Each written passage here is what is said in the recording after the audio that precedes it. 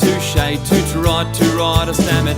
Last place, low pace and mild mannered. It's okay, alright when I get in my bed. It's okay, it's alright when I get in my bed. Late dates don't leave a lipstick collar. Mates rates on saving me $1. If crooks were books and I'm a scholar, it's okay, alright when I get in my bed. It's okay, it's alright when I get in my bed.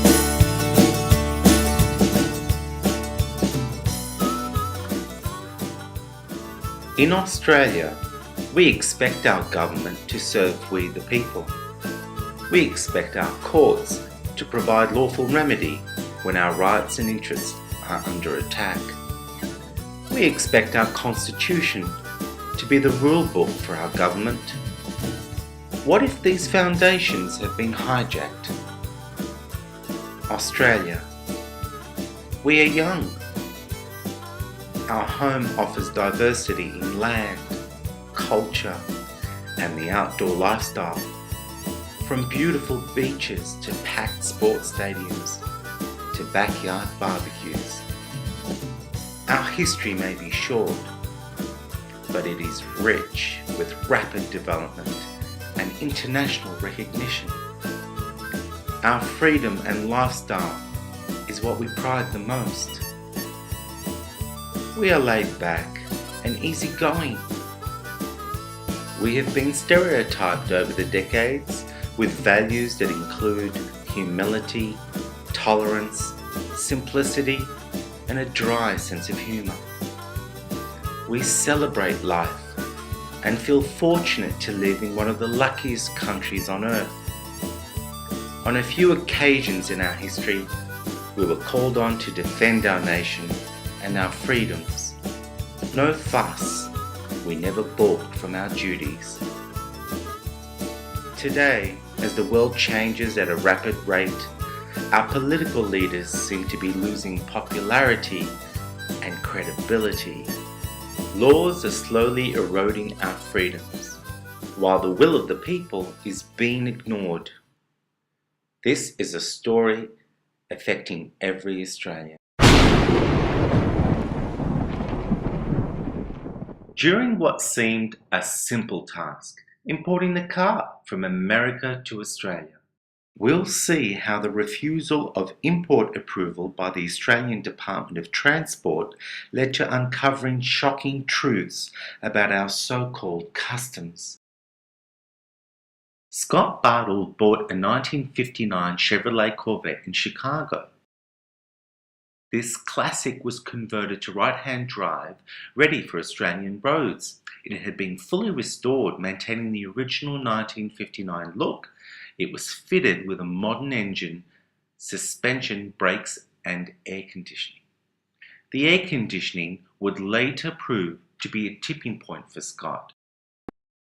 First, Scott believed he had to get import approval from the Department of Transport.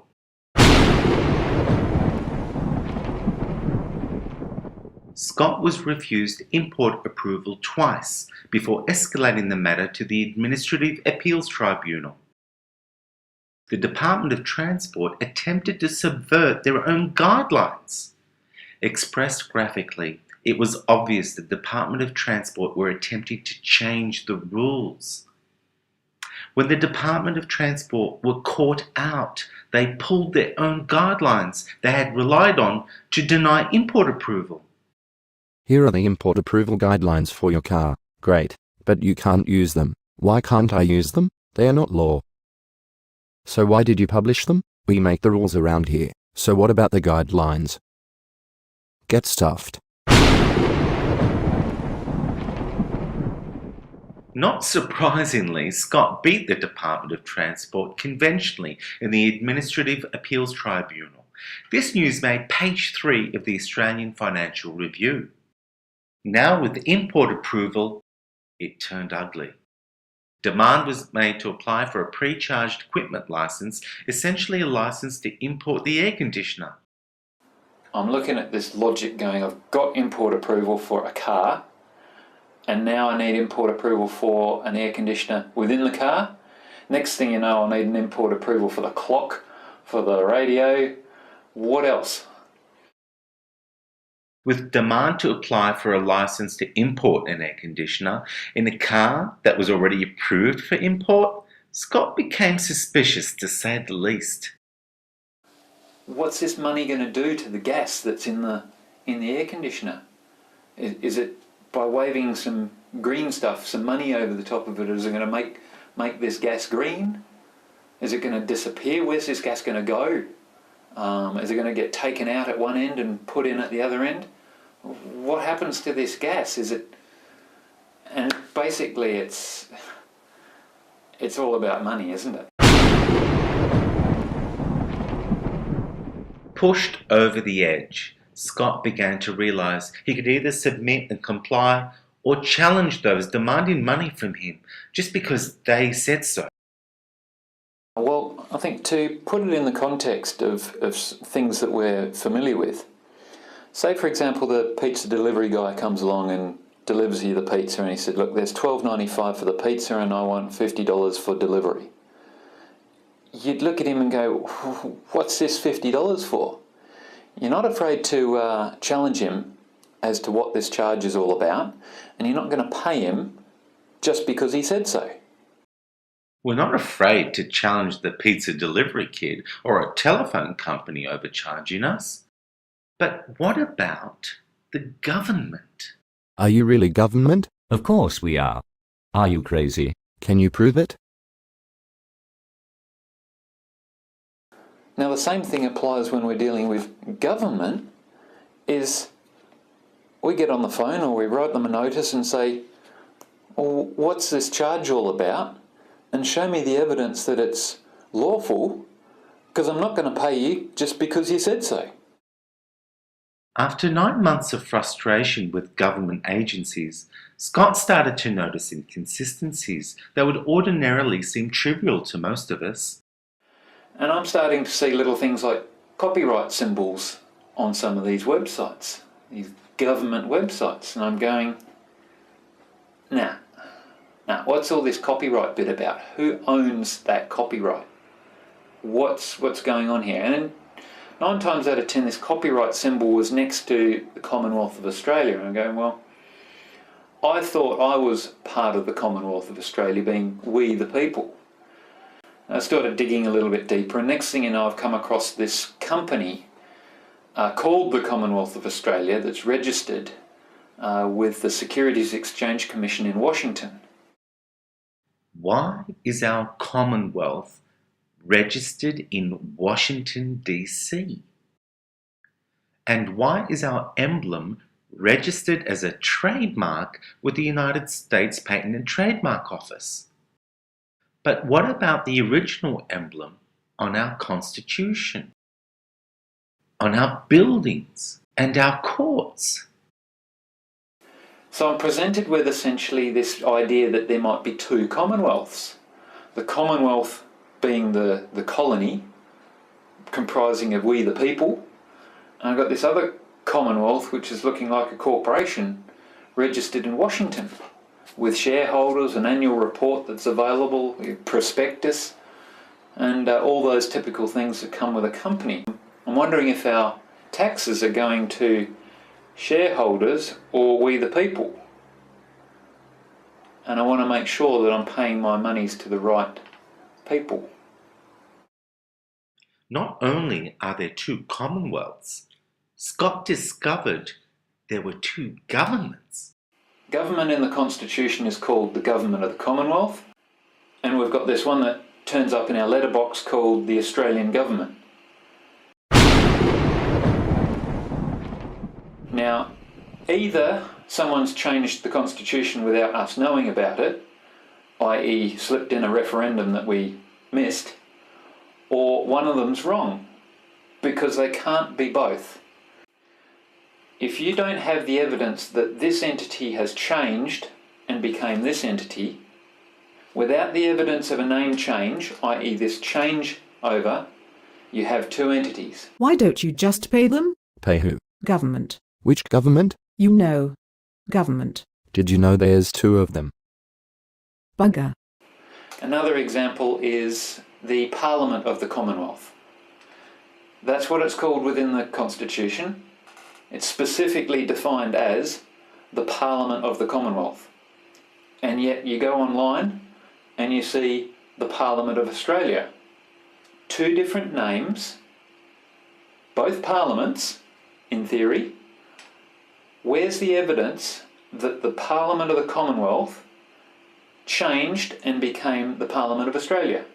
Without any evidence that that one became something different, there must be two. And the minute you've found or determined that there's two entities, one of them is defined back through the Constitution, is valid, the other one is an imposter, and you can tell that one to go away, or you can treat it entirely differently. In support of challenging the validity of laws, Scott came across a quote from a former Chief Justice of the High Court of Australia. A pretended law made in excessive power is not and never has been a law at all. Anybody in the country is entitled to disregard it. Did the Chief Justice provide us with the means to challenge the validity of law in Australia?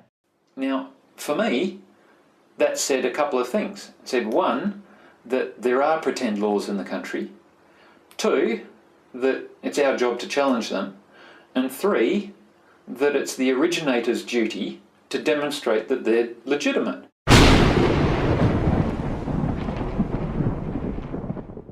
What if they can't? What if today's politicians and public servants can't validate an act? Are we looking at a pretend law? We're not quite sure whether we're dealing with two commonwealths, and we've got the possibility that some of these acts that are being imposed upon us are not real. They're pretend laws. So you are the Department of Sustainability, Environment, Water, Population and Communities. Yes, you have to apply for a license to import the air conditioner in your car. Can you prove that? No. Just pay me. I think I'll call you the Department of Unlawful Air Conditioning. Scott challenged the department to demonstrate they were a de jure government and whether they had any lawful acts to rely upon, namely one that would require a license to import an air conditioner. So I've written a notice off to the Department of Unlawful Air Conditioning and said, well, you demonstrate that you work for this Commonwealth, the legitimate one, and I'd also like you to demonstrate that your acts are valid. And in the absence of that, well, I'm not paying because I want to make sure that my money is going to the right Commonwealth. I don't want to be defrauding the people of the Commonwealth, we the people, my neighbours, and instead be sending funds through the corporation over to shareholders in the States. Not going to have a part of that. Faced with the prospect of challenging government, Scott ran the risk of being singled out amongst his peers for cheating government. You're cheating government. Are my taxes really going to Australians? Of course they are. What if they go to the Commonwealth registered in Washington, D.C.? Washington. Good point. Is paying Washington cheating fellow Australians? Yes. Paying taxes to the Commonwealth of Australia, registered in Washington, D.C., appears to be cheating we the people here in Australia. So, who is cheating who? So what do we have here? Two Commonwealths? Two governments? Two parliaments? Now, if we put this in the proper context, if I'm paying those taxes to a corporation and its funds trace back up through to Washington to shareholders, who am I defrauding by paying my taxes to that mob instead of to the legitimate de jure government department that comprises of we the people here in Australia? Miraculously, the Department of Unlawful Air Conditioning's supposed law requiring Scott to apply for a pre-charged equipment licence was waived and conveniently recategorised Scott's Corvette as a personal effect. Next thing you know, I hear through my customs broker that, you're exempt. we've assessed your car as a personal effect, almost as if it's a toothbrush or a necklace. Although Scott did not have to part with $400, his questions remained unanswered. Was the requirement to apply for a license simply a money grab? Why is it that Scott noticed so many inconsistencies and irregularities? Why was he so meticulous? A look into his background tells the story. Scott worked his way up to first officer and captain aboard luxury mega yachts, some worth around $100 million. Scott was no slouch when it came to dealing with customs clearances for vessels and crew in over 40 countries throughout the Caribbean, South Pacific, Mediterranean, Baltic Seas, Indian and Atlantic Oceans. Scott also had a degree in project management. He managed the refurbishment of 2 luxury yachts and delivered one to the Monaco Boat Show, winning praise as the best presented yacht. My employers were billionaires. They were some of the fussiest people on the planet, and as a result I had to be meticulous. That might explain why I noticed so many details that normally are missed. 12 years of international experience, an eye for detail, and Scott's 9 months wrestling with the Department of Transport all helped him see a bigger picture. For Scott, luxury car tax or GST wasn't the issue. Rather, it was who was charging it. What if customs were not a lawful department of the de jure government of the Commonwealth of Australia? Would that mean customs had no more right to impose taxes than McDonald's? Was it reasonable to expect customs demonstrate they were a de jure department of the government of the Commonwealth of Australia, comprised of we the people? If we've got the situation where customs is not the de jure government department that we all presume and believe it is, and they're actually this corporate entity that's masquerading as government, then yeah, we've got some pretty big problems. Bugger. However, knowing that they're 2 different entities and the one of them's a corporation, and that it's the corporation that's got my car, and it's the corporation that's trying to charge me GST and luxury car tax, and it's the corporation that's sending me letters, then I know how to deal with them. So what could Scott do? My first move was to present a notice to Australian Customs and Border Protection Service in Fremantle, giving them opportunity to demonstrate that they were in fact a legitimate government department, the Department of Customs and Excise, as defined in our Constitution. Customs were challenged to demonstrate they were not a corporate entity. And the trail of annual reports leading to the Commonwealth of Australia registered in Washington, D.C. was somehow legitimate. Wouldn't the burden of proof be on the federal government, who Customs reports to prove they don't report to Washington, D.C.? If they couldn't, would that make them a corporate entity? Can you prove Australian Customs and Border Protection Service is a real government department? Look at my badge. Is Customs a company? My badge has a shiny star. Now, to me, the way I would deal with a corporation is you would put terms and conditions in place. Many might think that putting terms and conditions to a government department is impossible.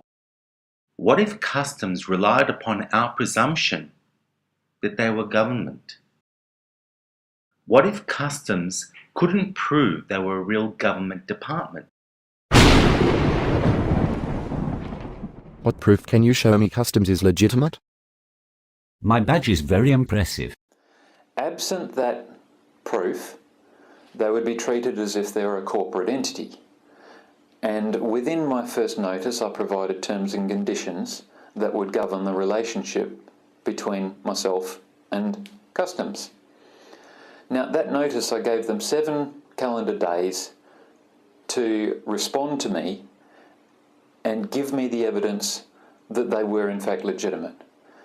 Absent that evidence, the position that would be taken, or the default position if you like, was that they were the corporate entity and that terms and conditions would apply.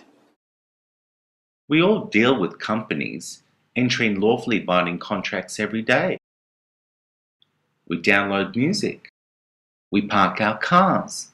And unless we agree to that company's terms and conditions, we have to go elsewhere for that service. Are you really government? Why should anyone from Australian Customs and Border Protection Service respond? Why should they have to demonstrate they were a legitimate government department? Why should they have to prove anything? They demand we prove our identity. Let's see theirs. But they are government. Really? Are there certificates of commission just for decoration? But they have to be government. Personating a Commonwealth officer is a crime punishable by up to 2 years in jail. The mere existence of such a crime indicates there may be those who claim government status yet do not have it. That is, they are masquerading as government. Could we even expect today's public servants to be aware they represent a corporate entity? 2 years in jail. Damn sure I'd reply. What if you were not government? I'd shut up. What are the ramifications of not being able to challenge laws or government? Does that place government above the law?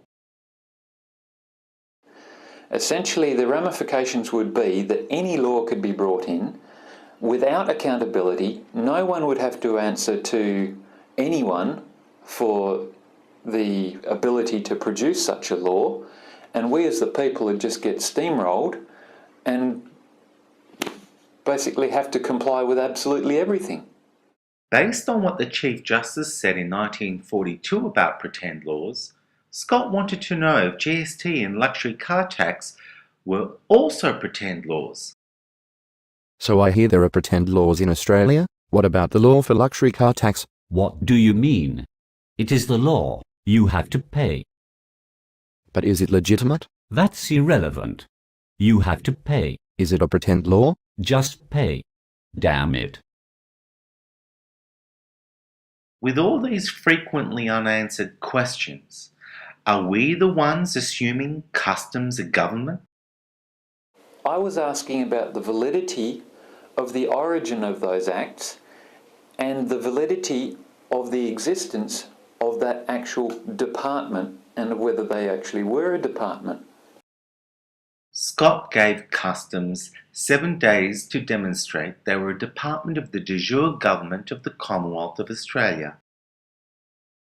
Was 7 days enough?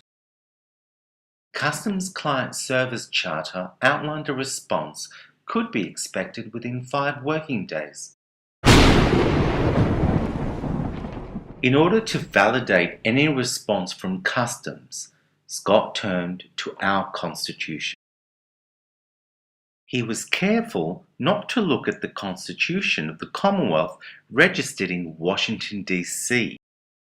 The Constitution is not an instrument for the government to restrain the people. It is an instrument for the people to restrain the government. Now, if the Chief Justice of the High Court of Australia suggested that there's pretend laws, then I'm joining the dots here and I'm wanting to know exactly whether this GST and the luxury car tax is legitimate. And I would expect that it would be a simple matter of reaching into the top drawer and going, yep, here's the royal assent that was granted on that act. This is how it came in. Here you go. There's the evidence. Thank you very much. Scott was unwilling to accept customs were lawful just because they said so. Can you prove that? No. Just pay me. A simple letter was not going to suffice. I wanted someone to stake their reputation and their professional responsibility, if they were a so-called public servant, to swear that Australian Customs and Border Protection Service was the Department of Customs and Excise. I wanted someone to really swear the truth that that is what's going on, almost as if it were giving court testimony. Customs were meant to respond within 5 business days. They didn't respond at all.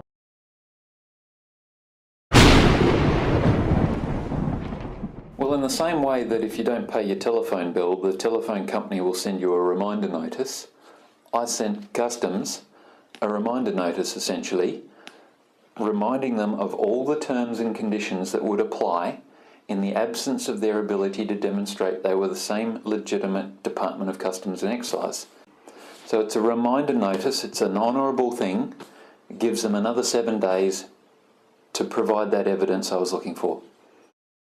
Remember, Customs still have Scott's Corvette, and they haven't proven they are really government, and are looking more and more like a subsidiary company of the Commonwealth registered in Washington, D.C.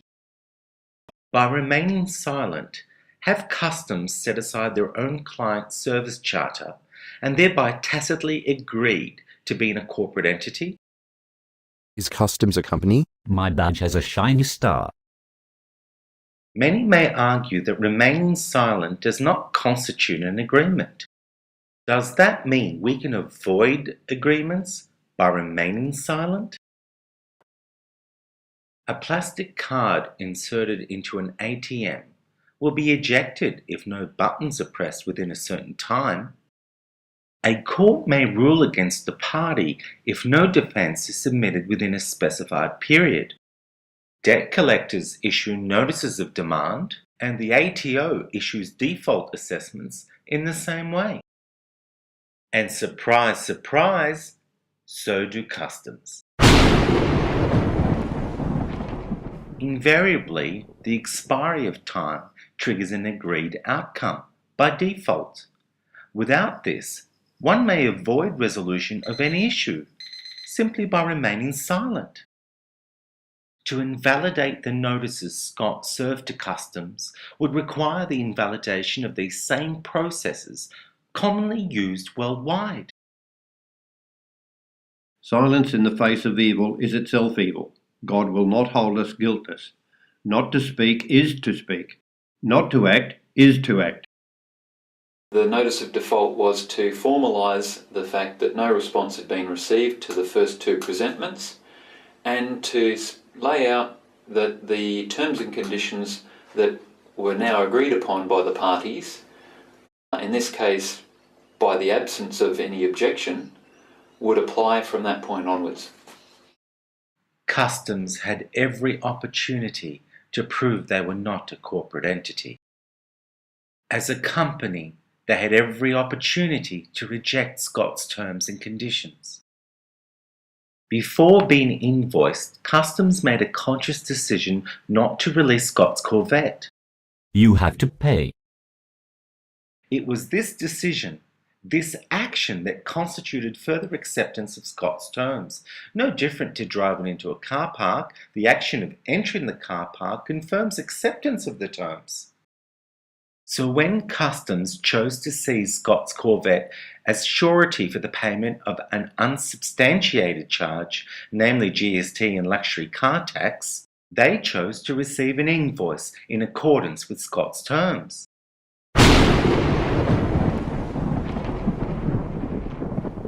What I've done is essentially defined a period of reasonable release for my Corvette, absent evidence that Customs was the legitimate Department of Customs and Excise, and that the acts for GST and luxury car tax were valid. And beyond that date, Customs seizing my Corvette as surety for the payment of those taxes, I started counting the days. So 14 days in, after this reasonable date of release, I sent them an invoice. And it's not like Scott was being unreasonable. And on the invoice, I gave them a nice little waiver that said I would waive this entire invoice if they were able to demonstrate that those acts were legitimate, that they were not working for this corporation based over in Washington. I said, how much more reasonable can I be? And all they had to do was demonstrate that they were legitimate and that their acts were valid. Yet again, Customs chose to set aside their client service charter and remain silent, thereby declining the waiver offered. It appeared Customs either did not want to demonstrate they were real government, or they weren't. Bugger. Gave them the final notice on the first invoice, sent them a third invoice, and gave them the opportunity to waive that one. Every opportunity, every step of the way, all I'm asking for is evidence that they're legitimate and that their acts are valid. And now they're getting themselves into this invoiced situation where I've given them every opportunity to waive the invoices, and still they're setting aside their customer service charter to respond within 5 business days, and they're sitting there stone cold silent. After 3 notices, 3 invoices, 2 statements, and 2 overdue notices, Customs finally responded 59 days after Scott's first notice. I knew government would respond. Customs' letter initially appeared convincing for Scott. It's crap. Doesn't answer your question. When I read that letter, there's a certain amount of fear, I suppose, and as I'm reading through, and perhaps that's the programming that's come through from years and years of expecting government to be government. And yet, line by line by line, it was just saying, you have to do this, this has to be done, this has to be done, this has to be done. And so the reaction within me was quite fearful. It was as if my hopes had been dashed on this, until I started reading between the lines and capturing every word exactly what it meant.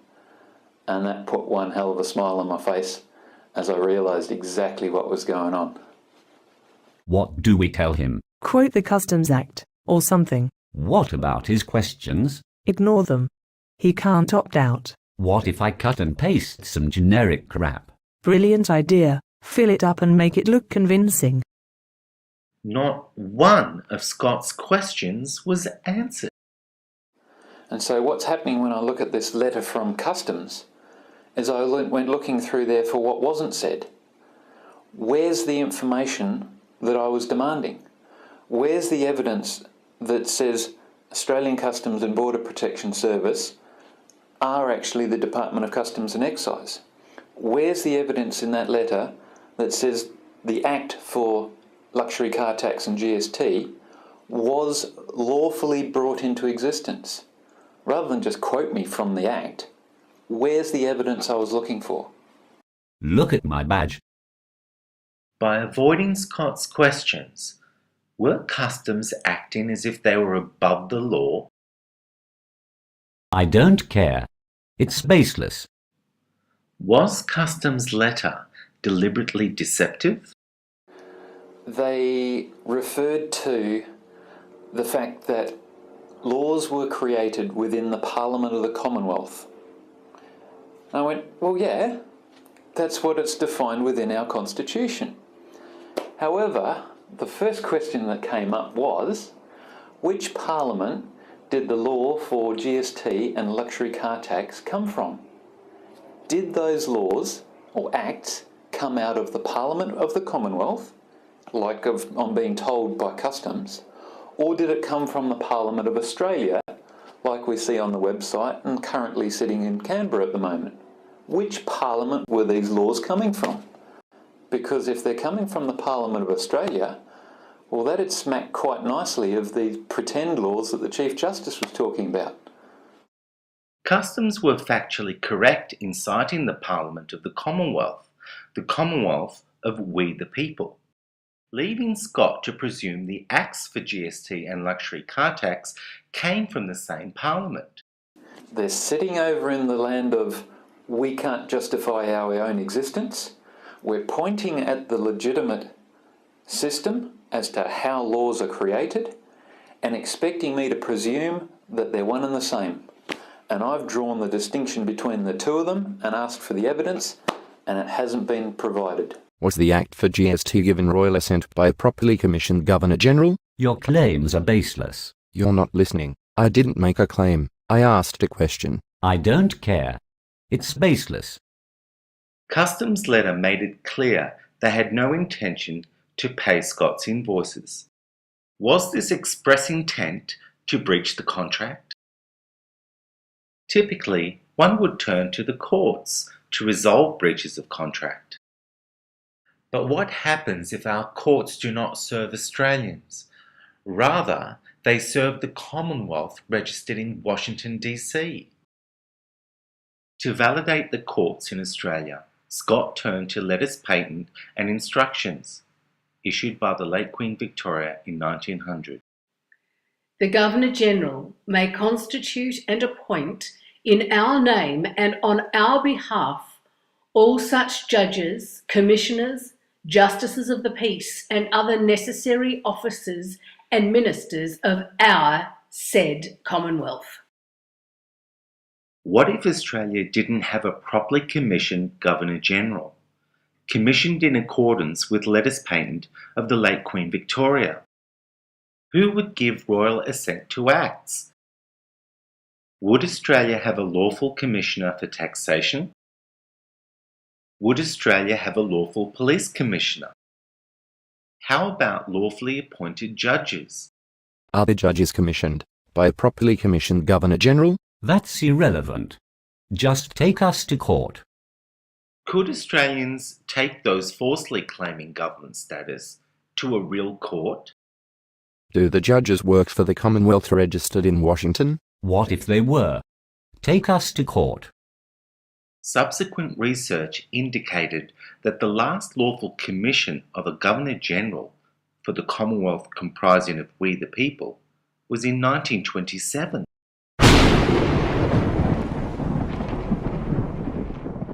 Letters patent and instructions from Queen Victoria in 1900 outlined exactly how a Governor-General must be commissioned, and they categorically reserved the power and authority to revoke those letters patent to heirs and successors of the late Queen Victoria. So the real question is, were the recent letters patent that today's Australian government rely upon, which supposedly revoked the 1900 letters patent, issued under the Great Seal of the United Kingdom?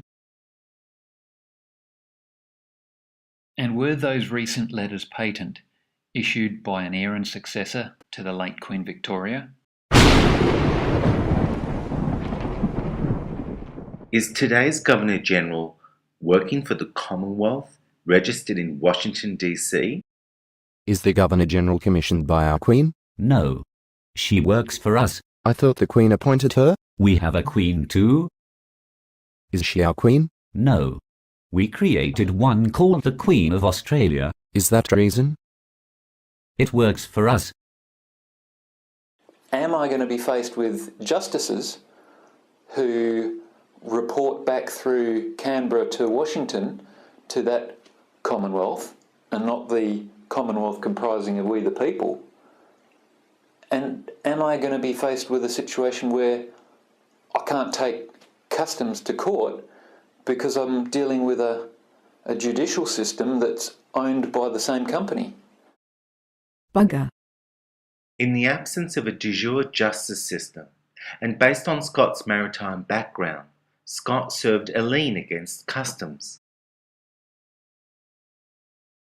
Liens are used by companies worldwide.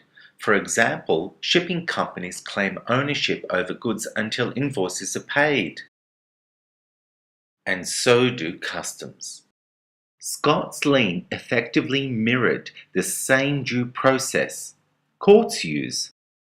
Well, the lien is essentially no more than an affidavit that lays out line by line separate points or the statements of fact of what happened. It lays out allegations and it puts the onus and responsibility onto the other party that lien is addressed to come back with evidence that would rebut each one of those points. And it's no different than in a court case. The allegations are laid, and the job of the other party is to rebut those points. The directors of Australian Customs and Border Protection Service were served the lien because directors are responsible for the actions of a company. Whereas previously it had taken 59 days for Customs to respond, a letter was received almost instantly from the Director of Litigation. Customs did not rebut any point within the lien. Rather than simply address Scott's challenge, Customs chose to attack it. However, they were very careful. And so what I was seeing here was not an actual threat, but a potential threat. We may refer this matter to the Federal Police. We may reference the Criminal Code. We may do this. And I'm having a great old laugh because it would appear that they've taken very seriously the matter that making threats without basis are going to cop them an invoice. What if the Federal Police worked for the same Commonwealth as Customs? The company registered in Washington, D.C. Scott wrote to the Federal Police. They were advised determination would be made of the capacity in which they act should they become involved. Nothing further was heard from the Australian Federal Police. 30 days into the lien against Customs, Scott still had no evidence Customs were a department of the real government. Can you prove it?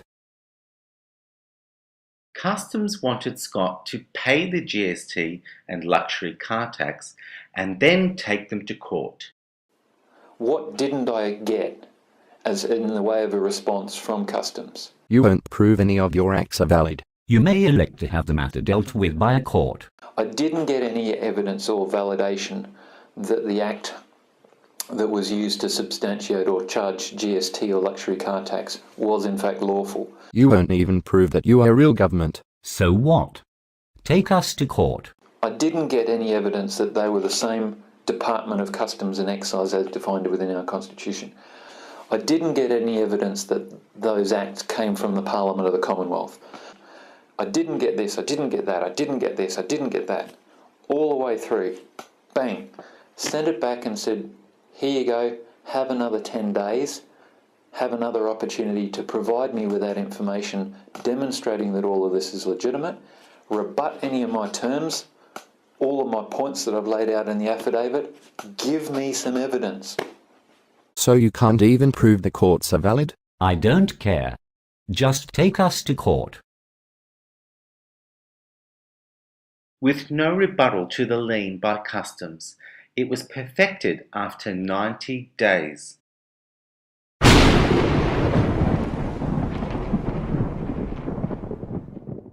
By not defending against the lien, Customs had agreed to all allegations and invoices, confirming the lien as the ultimate statement of facts in the matter, just like default judgment in a court.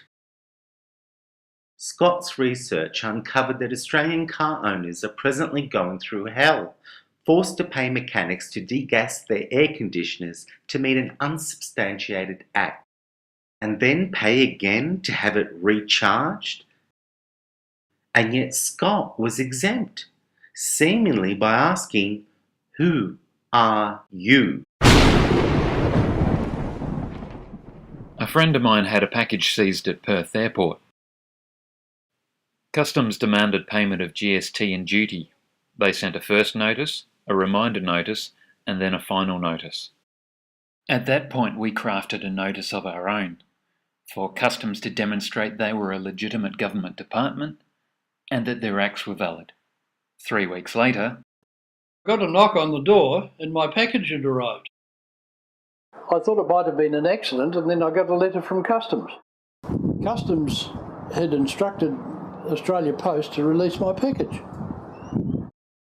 Why does the same process work for Nick's package, but not Scott's Corvette? Were customs simply incompetent or criminal? I purchased a video projector back in March 2012 as an experiment to see if I could repeat the same success. Customs in Melbourne seized my projector and then sent me demand for GST. I sent them a demand exactly as I did for my Corvette and exactly as my friend had done. And, surprise, surprise, my projector turned up. No duty was demanded, equivalent to luxury car tax on the Corvette. They didn't even demand GST. We make the rules around here. And we break them too. The Department of Unlawful Air Conditioning couldn't substantiate any charges when asked, "Who are you?" Customs at Perth Airport couldn't substantiate any charges when asked, "Who are you?" And Customs in Melbourne couldn't substantiate their charges when asked, "Who are you?" Customs in Fremantle have not been able to substantiate their charges in 12 months, yet Scott's Corvette is still held hostage. That's ridiculous. Governments don't do that. These frequently unanswered questions and unsubstantiated charges should throw every aspect of government in Australia under the spotlight. Stamp duty, taxation, registration, licenses, rates, every Australian is affected. Many Australians won't give a rat's. Many would prefer to pay an unsubstantiated charge than to question it. And among those who do question charges, who questions the validity of who sent it? Could this be the solution? Simply asking, who are you? By insisting on government proving their lawful validity, imposters will stick out like dog's balls. I asked Scott, could there be any possible explanation for the appearance of two governments?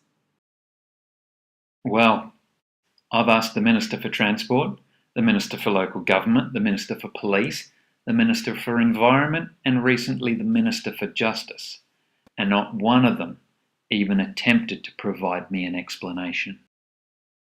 So if we have government of the people, we've got a bunch of politicians who are totally incompetent. They can't even answer simple questions. Alternatively, our representatives arrogantly refuse to answer those who elected them. And that's the best case scenario. Wow.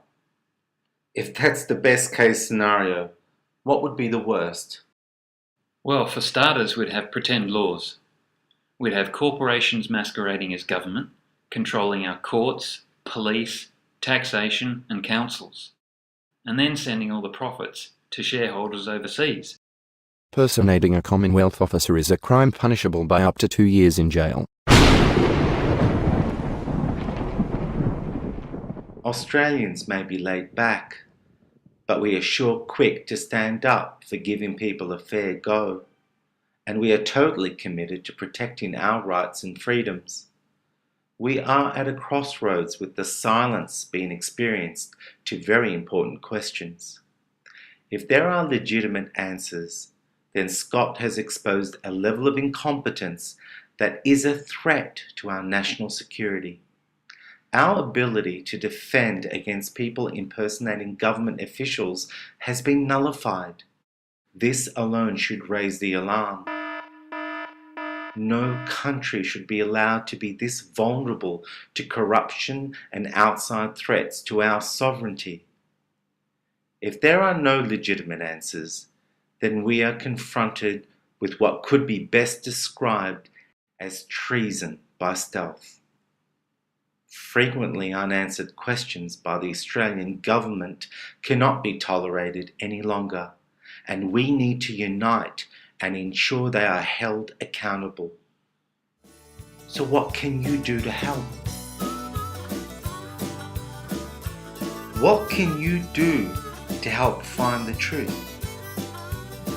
Instead of driving his Corvette for the past 12 months, Scott has been the driving force behind the website truthnow.net.